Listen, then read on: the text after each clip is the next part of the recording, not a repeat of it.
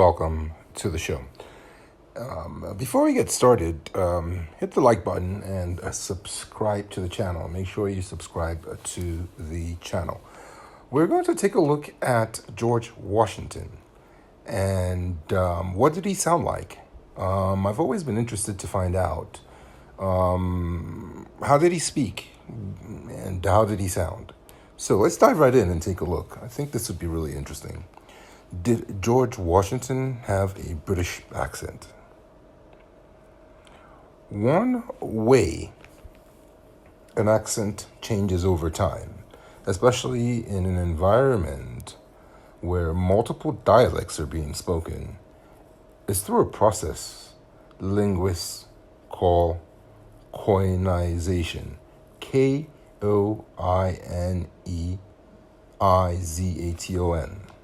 also known as leveling. In order to better understand each other, people tend to subconsciously reduce or omit the more distinctive elements of their speech, resulting in a sort of a linguistic common denominator. So when British settlers from different regions of Great Britain came to North America, koinization leveled the disparate regional accents of Great Britain into a new accent, what we now know as the American accent. Guilty as charged. The question is, how long did it take for that American accent to emerge?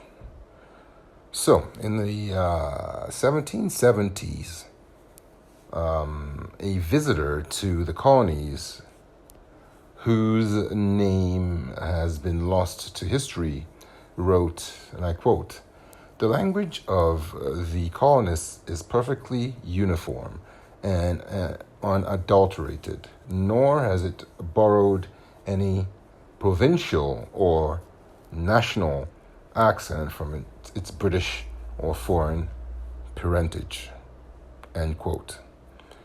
And linguists at the Smithsonian point out that the English noticed a distinct speech pattern in the colonies as early as one generation after the first settlers arrived at Jamestown, Virginia in 1607.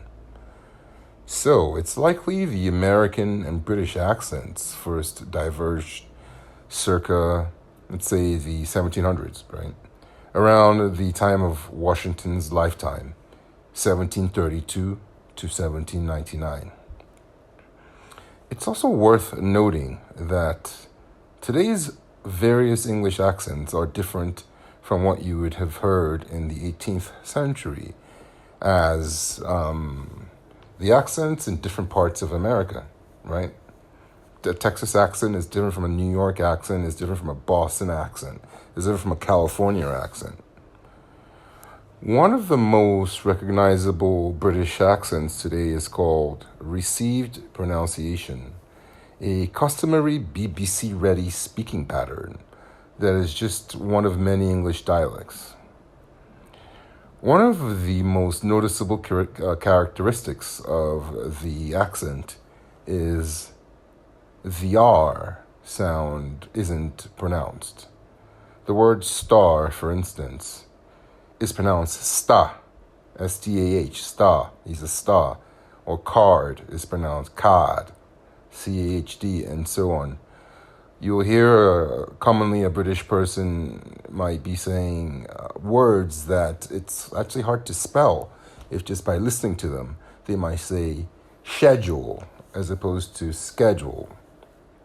Or they might say my sister as opposed to my sister, and so on and so forth. So slang has changed.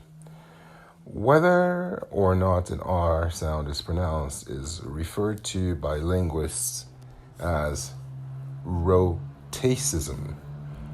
A rhotic dialect will pronounce the R, while a non-rhotic dialect will not. When the first English colonists arrived in North America, their accent was rhotic. British accents didn't drop the R until much later. According to the Cambridge History of the English Language, it wasn't until the 19th century, around the time of the Industrial Revolution, that received pronunciation emerged as the dominant English accent. So, Washington couldn't have spoken in that accent. It didn't exist in his time. That brings us to the end of this episode.